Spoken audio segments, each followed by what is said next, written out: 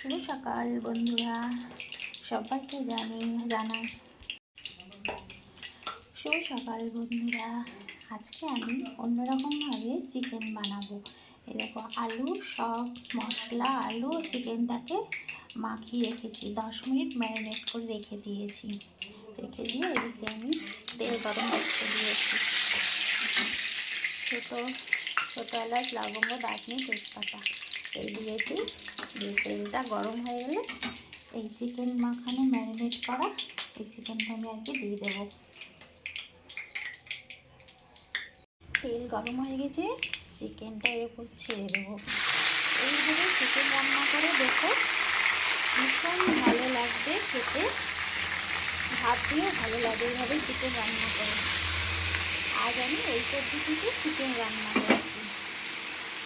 চলো বন্ধুরা, পরে আবার দেখা হচ্ছে তোমাদের সঙ্গে। সব মশলা মাখিয়ে আমি চিকেনটা বসিয়ে দিয়েছি। আজকে আর আলাদা করে কিছু ভাজবো না। এইভাবে যদি চিকেনটা রান্না করা যায়, এতে কিন্তু খুবই ভালো হয় বন্ধুরা। একটু মিট মশলা দিয়েছি আর গরম মশলা দিয়েছি তেলে, মাংসের উপর ব্যাস এইটুকুনি, আর কিছুই দিইনি। আর পাশে দেখো গরম জল বসিয়ে দিয়েছি। এই চিকেনটাতে আমি গরম জল দেবো, মাংসটা কষা হয়ে যাবে। তাহলে চলো মাংসটা রান্না করে তোমাদের আবার দেখাচ্ছি কেমন। মাংসটা আমার রান্না হয়ে গেছে, দেখছো কত সুন্দর কালারফুল হয়ে গেছে দেখতে।